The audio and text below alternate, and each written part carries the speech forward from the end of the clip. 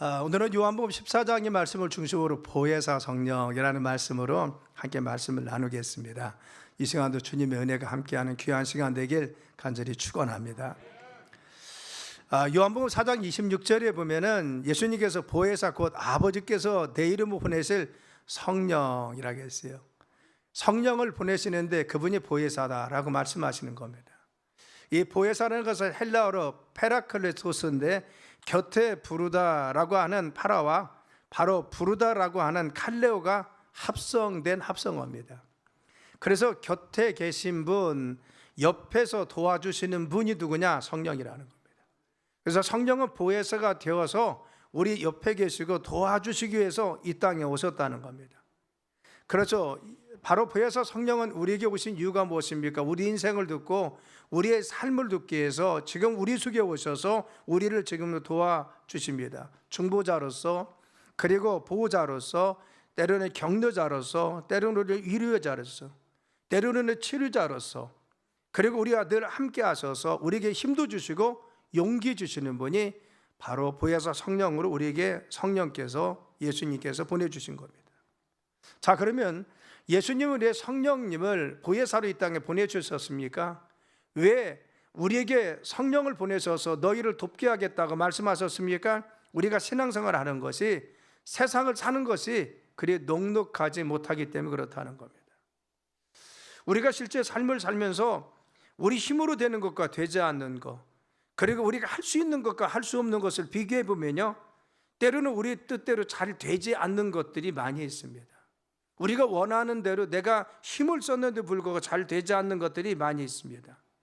교회가 부흥한다든가, 내 삶에 어떠한 질병에서 고침받는다든가, 내 자녀의 앞날이 열린다든가, 우리가 뭔가 열심히 준비했는데 바로 그 일이 잘 형통하게 잘 이루어진다든가. 그렇죠. 우리의 삶에 내가 원하는 것이 있는데 때로는 그것과는 또한 다르게, 기대한 것과는 다르게 이루어진 일이 많이 있다는 겁니다. 여러분, 믿음 생활도 그렇죠. 나는 기도를 열심히 해야 되는 거 알고 있어요. 그런데 기도가 잘 되지 않습니다. 또 기도하려고 하면 자꾸 방해가 옵니다. 또 전도해야지. 그래, 전도는 가장 큰 상급이니까 전도해야지. 그런데 전도하고 싶은데 입술이 잘 떨어지지 않거나 전도하려고도 잘 되지 않습니다. 통계에 의하면요, 예수님 평생 믿어도 한 명도 전도 못한 사람이 있답니다. 그렇죠. 전도하고 싶으면 여러분 누구나 다 전도하고 싶잖아요. 그런데 전도가 잘 안 된다는 겁니다. 그래서 사람이 내가 좀 예수님 믿고 나이가 먹었으니까, 그래도 직분지 있으니까 내가 성숙해져야지, 내가 좀 다듬어집니까? 그 성격 어떤 순간에 나오고 내가 실수가 또 나오고 해서 우리가 안 다듬어진 그런 면이 있습니다. 그렇죠. 사람이요, 연약한 것입니다. 내 마음대로, 내가 뜻대로, 내가 바라는 대로 잘 되지 않는 것이 우리 인생입니다. 내 마음도, 내 인생도, 내 삶도, 내 성격도 내 스스로 되는 것이 아닙니다. 그래서 성령께서 우리를 도와주셔야 될 줄 믿습니다. 그래서 로마서 8장 26절에 뭐라 했어요? 이와 같이 성령도 우리 연약함을 도우시나니 우리가 마땅히 기도할 바를 알지 못하나 오직 성령이 말할 수 없는 탄식으로 위하여 친히 간구하신다고 했어요. 근데 이 규절을 구원파에서는 잘못 해석해서 성령께서 우리를 위해서 친히 간구하시다니까 우리는 기도하지 말라는 겁니다. 기도하지 않아도 된다는. 그런데 성경이 어디 기도하지 말라고 했어요? 기도하라고 했잖아요. 우리 연약함을 친히 성령께서 도와주신다는 것은 무엇입니까? 바로 우리가 해결할 수 없는, 그리고 또한 우리의 문제가 있을 때 하나님께서 우리를 돕도록 기도를 시켜서 역사하신다는 겁니다. 여러분, 우리가 살다 보면요, 해결되는 것은 외부의 힘이 아니라 하늘에서 오는 힘이라는 것을 알아야 되고, 그리고 또한 사람의 능력으로 되는 것이 아니라 하나님 주시는 능력으로 해결됨을 믿으시길 간절히 축원합니다. 그래서 바로 성경은 뭐라고 했어요? 성경은 이는 힘으로 되지 않냐고, 능으로 되지 않냐고, 오직 나의 영으로 되느냐, 우리의 바로 하나님께 도우셔서 우리가 그 일을 할 수 있도록 도와주신다는 겁니다. 그래서 중요한 것은 우리가 하나님 앞에 하나님 위에서 부어주시는 능력으로 우리가 문제도 해결하게 하시고 하나님 성령이 도우셔서 우리의 삶에 승리하도록 이끌어 주옵소서. 이와 같이 구체적으로 성령님 우리가 역사하셔서 도우셔서 승리하게 도와주옵소서. 성령 충만케 하셔서 우리가 기도해야 될 줄 믿습니다. 자, 그러면 자, 보혜사 성령이 우리 곁에 서서 우리를 도와주시고 우리 인생을 돕는다고 했는데 어떻게 돕습니까? 첫째는 우리의 믿음을 도와요. 따랐습니다. 우리의 믿음을 돕습니다. 자, 26절 다시 한번 읽을까요? 26절 시작. 보혜사고 아버지께서 내 이름 보내실 성령, 그가 너에게 모든 것을 가르치시고 너에게 말한 모든 것을 생각나게 하시리라. 아멘. 그렇죠. 보혜사 성령은 사람들에게 오셔서 우리 속에 오셔서 우리의 말씀을, 하나님 말씀을 자꾸 기억나게 하시고 생각나게 하시고 그 말씀을 잘 떠오를 수 있도록 인도하여 주십니다.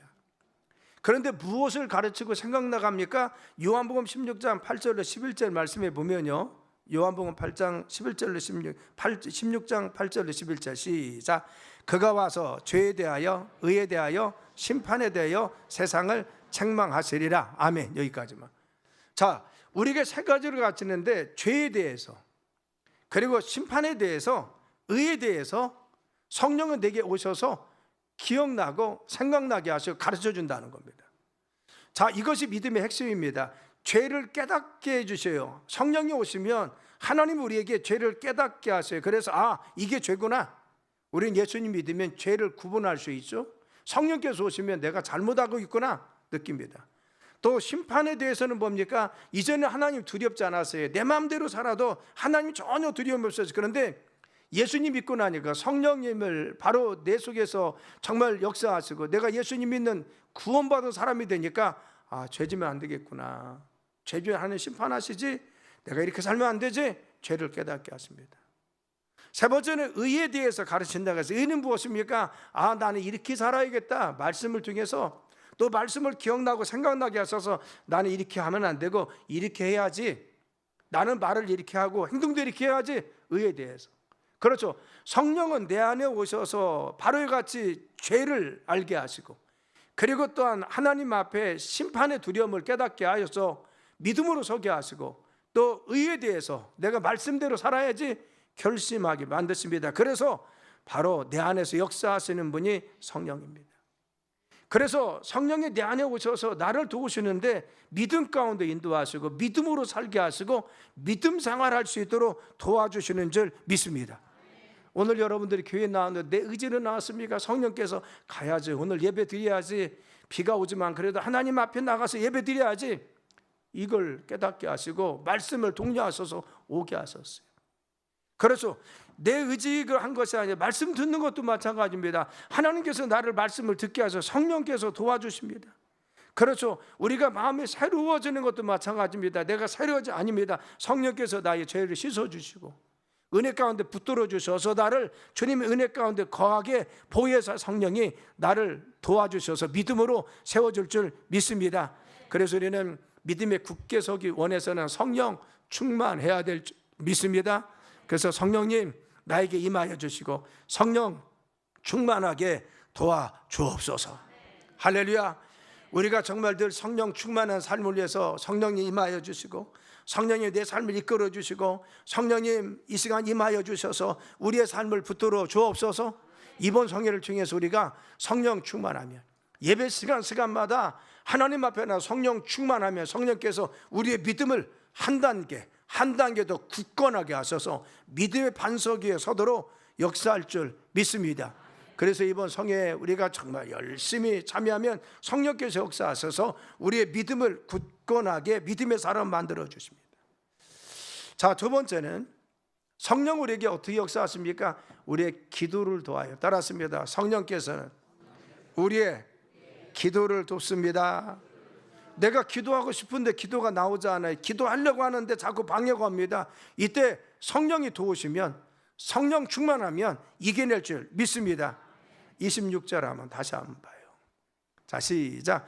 이와 같이 성령도 우리 연약함을 도우시나니 우리는 마땅히 기도할 바를 알지 못하나 오직 성령이 말할 수 없는 단식으로 우리를 하여 친히 간구하시느니라. 아멘. 우리를 도우셔서 기도하게 도와주신다. 어떤 이단에서는 그렇죠. 뭐라고 합니까? 성령께서 우리를 위해서 간구하니까 우리 기도 안 해도 돼. 기도하지 말라고 합니다. 근데 성경이 어디 기도하지 말라는 말에 나왔어요. 성경은요, 사도들도 그렇고 예수님도 그렇고 기도하라고 했어요. 기도해야 될 줄 믿습니다. 그러면 성령께서 우리의 연약함을 도우셔서 탄식하며 기도한다는 게 무엇입니까? 성령이 내가 기도할 힘이 없으면 기도에 영을 부어주셔서 기도할 수 있는 힘을 주시고, 내가 기도에 확신이 없어서 믿음이 없으면 말씀을 기억나고 생각나게 하셔서 말씀 붙들고 확신 가지고 기도하게 도우실 줄 믿습니다. 할렐루야. 내가 지금 잘못 구하고 있으면 하나님께서 깨닫게 해주셔서 말씀 가운데 잘 구하게 해주십니다. 내가 방해받고 있으면 너 주변의 사람들을 통해서는 하나님 깨닫게 해주셔서 내가 주님의 뜻 가운데 기도하도록 기도를 도와주십니다.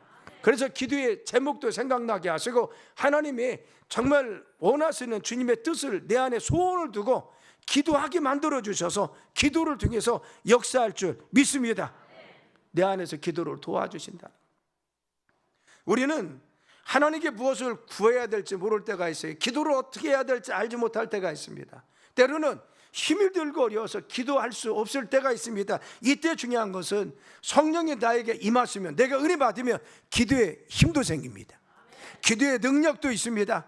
그래서 기도가 힘있게 나와서 기도에서 능력 가운데 응답받을 줄 믿습니다. 할렐루야. 그래서 은혜 받는 것이 중요합니다.